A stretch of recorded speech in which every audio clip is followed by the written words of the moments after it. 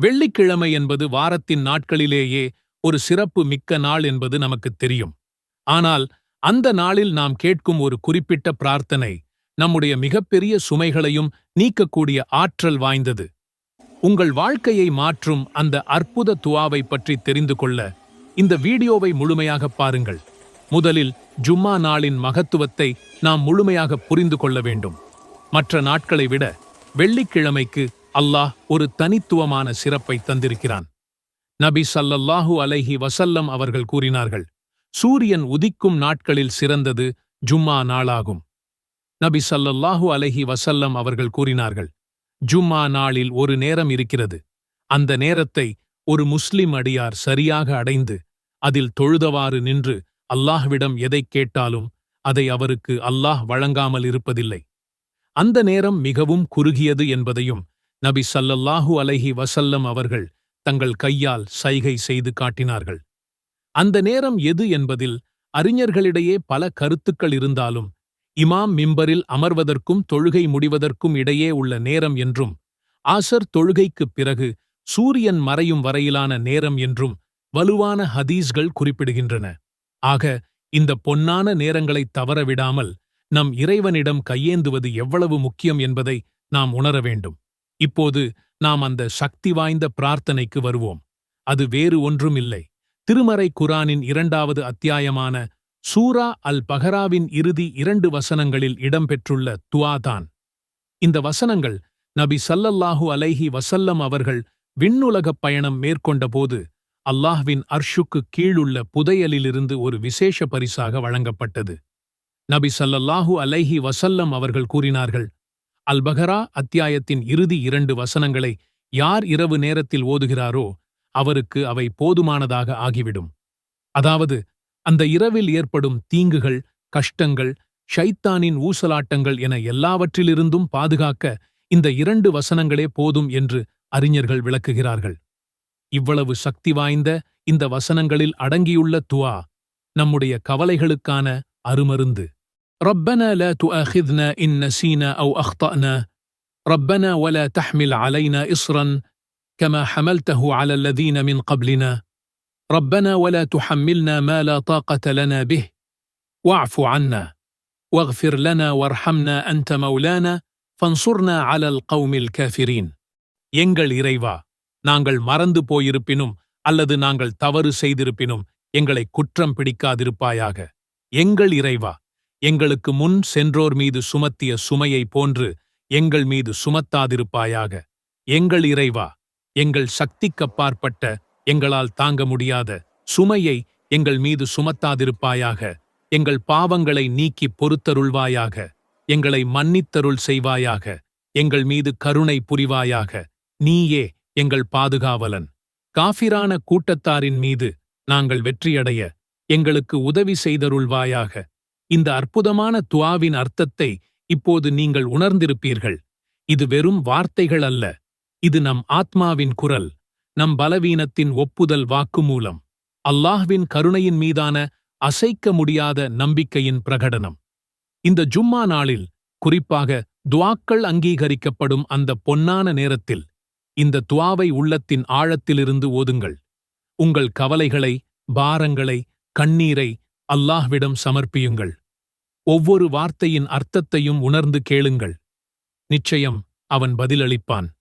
அவனுடைய பதில் நாம் கேட்டதைக் கொடுப்பதாக இருக்கலாம், அல்லது அதைவிடச் சிறந்ததைக் கொடுப்பதாக இருக்கலாம், அல்லது நம்மீது வரவிருந்த ஒரு தீமையை தடுப்பதாக இருக்கலாம். இந்த துஆவை மனனம் செய்து ஒவ்வொரு தொழுகைக்குப் பிறகும் ஒவ்வொரு இரவும் ஓதி வாருங்கள்.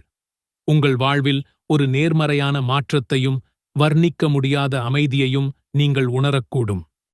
வெள்ளிக்கிழமை காலை ஒரு புது வாரம், புது தொடக்கம்னு நாம எல்லோரும் நினைப்போம். ஆனா அந்த தொடக்கத்துக்கு முன்னாடி அல்லாஹ் நமக்கு ஒரு விஷயத்தை ஞாபகப்படுத்துறான். அது என்ன தெரியுமா? ஒரு காலத்துல நீங்க யாருனே தெரியாத, ஒரு பொருட்டாவே இல்லாதவங்களா இருந்தீங்க என்பதுதான். ஏன் ஜும்மா நாள் காலையில நபி ஸல்லல்லாஹு அலைஹி வஸல்லம் அவர்கள் சூரா அல் இன்சானின் இந்த முதல் வசனத்தை ஓதணும்னு நமக்கு கத்துக் கொடுத்தாங்க? மனுஷனை பார்த்து அல்லாஹ் ஏன் இப்படி சொல்றான்? அல்லாஹ் தன் திருமறையில சூரா அல் இன்சான், அதாவது மனிதன் என்ற அத்தியாயத்துல ஒரு ஆச்சரியமான கேள்வியோட ஆரம்பிக்கிறான். இந்த சூராவுக்கு அத்தஹர், அதாவது காலம்னு இன்னொரு பேரும் இருக்கு. அல்லாஹ் கேட்கிறான், ஹல் அத்தா அலல் இன்சானி ஹீனுன் மினத் தஹ்ரி லம் யகுன் ஷைஅன் மத்கூரன். நிச்சயமாக மனிதன் மீது காலத்திலிருந்து ஒரு நேரம் வரவில்லையா? அப்பொழுது அவன் குறிப்பிடப்படக்கூடிய ஒரு பொருளாக இருக்கவில்லை. கொஞ்சம் யோசிச்சுப் பாருங்க. இந்த முழு பிரபஞ்சத்தையும் படைச்ச இறைவன் நம்ம கிட்ட கேட்கிறான், ஒரு காலத்துல உன்னை பத்தி பேசுறதுக்கோ நினைக்கிறதுக்கோ கூட தகுதியில்லாத ஒரு பொருளா நீ இருந்தியே, அந்த காலம் உனக்கு ஞாபகம் இருக்கா அப்படின்னு. இது சாதாரண கேள்வி இல்லை. நம்மோட இருப்பு, நம்ம கர்வம், நம்ம அகம்பாவம் எல்லாத்தையும் உலுக்கிப் பார்க்கிற ஒரு சக்தி வாய்ந்த கேள்வி. அல்லாஹ் ஏன் இப்படி ஒரு கேள்வியோட இந்த சூறாவை ஆரம்பிக்கணும்? ஒரு காலத்துல மனிதன் ஒரு பொருட்டாவே இல்லாம இருந்தான் அப்படின்னா என்ன அர்த்தம்? இந்த வசனத்தோட விளக்கத்தை நாம புரிஞ்சுக்கிட்டாலே போதும், அல்லாஹ்வின் மகத்துவமும் நாம எவ்வளவு சாதாரணமானவங்க என்பதும் நமக்கு தெளிவா புரிஞ்சிடும். இதோட அர்த்தம் என்ன? அறிஞர்கள் சொல்றாங்க, ஒரு நீண்ட நெடிய காலம் இருந்துச்சு. அப்போ மனிதன் அப்படின்னே ஒரு படைப்பு இந்த பூமியில கிடையாது. நமக்கு பேர் இல்ல, அடையாளம் இல்ல, நம்மள பத்தி பேச யாருமே இல்ல. நம்ம எதுவுமே இல்லாத ஒரு நிலையில இருந்தோம். இன்னும் கொஞ்சம் ஆழமா யோசிச்சா நாம ஒவ்வொருத்தருமே அப்படித்தான் இருந்தோம். நம்ம தந்தையோட இந்திரியத்துல ஒரு சின்ன துளியா, தாயோட கருவறையில ஒரு கருவா இருந்த அந்த ஆரம்ப நிலையில நம்மள யாரும் ஒரு முழு மனிதன்னு சொல்ல முடியல. நமக்கு பேர் இல்ல, உருவம் இல்ல, திறமைகள் இல்ல. நாம யாருக்குமே தெரியாத ஒரு பொருளா இருந்தோம். அந்த ஒன்றுமில்லாத நிலைமையிலிருந்துதான் அளவற்ற அருளாளனான அல்லாஹ் நம்மள படைச்சான். அடுத்த வசனத்திலேயே அல்லாஹ் சொல்றான், நிச்சயமாக நாம் மனிதனை கலப்பான இந்திரியத் துளியிலிருந்து அவனை சோதிப்பதற்காக படைத்தோம். பிறகு நாம் அவனை கேட்பவனாகவும் பார்ப்பவனாகவும் ஆக்கினோம். கேட்கிற திறனையும் பார்க்கிற திறனையும் யோசிக்கிற திறனையும் கொடுத்து நம்மள ரொம்ப அழகான ஒரு படைப்பா அல்லாஹ் உருவாக்கினான். ஒண்ணுமே இல்லாம இருந்த நம்மள குறிப்பிடத்தக்க ஒரு பொருளா மாத்தினவன் அல்லாஹ் ஒருவன் மட்டும்தான். இந்த உண்மையை நாம உணரும்போது நம்ம மனசுல பெருமைக்கு பதிலா பணிவு மட்டும்தான் இருக்கும். சரி, இந்த வசனத்துக்கும் ஜுமாவுக்கும் என்ன தொடர்பு? சஹீஹ் முஸ்லிம்ல வர்ற ஹதீஸ் படி நபி ஸல்லல்லாஹு அலைஹி வஸல்லம் அவர்கள் வெள்ளிக்கிழமைகள்ல ஃபஜ்ர் தொழுகையோட முதல் ரகத்துல சூரா அஸ் சஜ்தாவையும் இரண்டாவது ரகத்துல சூரா அல் இன்சானையும் ஓதக்கூடியவங்களா இருந்தாங்க. இது ஒரு வழக்கமான சுன்னத்.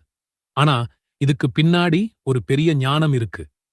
வெள்ளிக்கிழமைங்கிறது வார நாட்களிலேயே ரொம்ப சிறந்த நாள். அன்னைக்கு நாம நிறைய வணக்கங்கள்ல ஈடுபடுவோம். அப்படிப்பட்ட ஒரு புனிதமான நாளை ஆரம்பிக்கும் போதே ஃபஜ்ர் தொழுகையில அல்லாஹ் நமக்கு இந்த வசனம் மூலமா ஒரு சக்தி வாய்ந்த பாடத்தை ஞாபகப்படுத்துறான். மனுஷனே, இந்த நாளை நீ அடைஞ்சிருக்கேன்னா அது உன்னால இல்ல. நீ ஒண்ணுமே இல்லாம இருந்த. நான் தான் உன்னை படைச்சு இந்த வாய்ப்பை உனக்கு கொடுத்தேன் அப்படின்னு அல்லாஹ் நமக்கு ஞாபகப்படுத்துறான். வாரத்தோட முக்கியமான நாள்ல நம்ம வேலைகளுக்கு, நம்ம திட்டங்களுக்கு கிளம்புறதுக்கு முன்னாடி இந்த வசனத்தை ஓதிட்டு இதோட அர்த்தத்தை யோசிச்சுட்டு நாம கிளம்பும்போது நம்ம மனசுல என்ன மாதிரியான ஒரு மாற்றம் வரும்னு யோசிச்சு பாருங்க. யா அல்லாஹ், நான் ஒண்ணுமே இல்ல. நீதான் எனக்கு இந்த உயிரைக் கொடுத்த, இந்த உடலைக் கொடுத்த, இந்த செல்வத்தைக் கொடுத்த, இந்த குடும்பத்தைக் கொடுத்த, எல்லாமே உன்னுடையதுதான். நான் வெறும் ஒரு அடிமை என்ற பணிவு நம்ம உள்ளத்துல பிறக்கும். இந்த பணிவோடையும் நன்றியோடையும் நாம அந்த ஜும்மா நாளை ஆரம்பிக்கும்போது நம்மளோட வணக்கங்கள் இன்னும் உயிரோட்டமுள்ளதா மாறும். சகோதர சகோதரிகளே, இந்த ஒரு வசனம் நமக்கு கத்துக் கொடுக்கிற பாடம் ரொம்ப ஆழமானது. நாம எவ்வளவு பெரிய பதவியில் இருந்தாலும், எவ்வளவு செல்வம் சேர்த்திருந்தாலும் நம்மளோட ஆரம்பம் ஒன்றுமில்லாத ஒரு நிலைதான். இந்த சிந்தனையோட உங்க நாளைத் தொடங்குங்க. அது உங்க மனசுல இருந்து பெருமையை எடுத்துட்டு பணிவை விதைக்கும். அல்லாஹ்வின் மேல் இருக்கிற நன்றியுணர்வை அதிகப்படுத்தும். நாம எல்லோரும் அல்லாஹ் கிட்ட இருந்துதான் வந்தோம், திரும்பவும் அவன்கிட்டதான் போகப் போறோம் என்ற உண்மையை அது எப்பவும் ஞாபகப்படுத்திக்கிட்டே இருக்கும். யா அல்லாஹ், எங்கள் உள்ளங்களில் பணிவையும் நன்றியுணர்வையும் ஏற்படுத்துவாயாக. உன்னை எப்போதும் நினைவுகூர்ந்து உனக்கு கீழ்ப்படிந்து வாழும் நல்லடியார்களாக எங்களை ஆக்குவாயாக.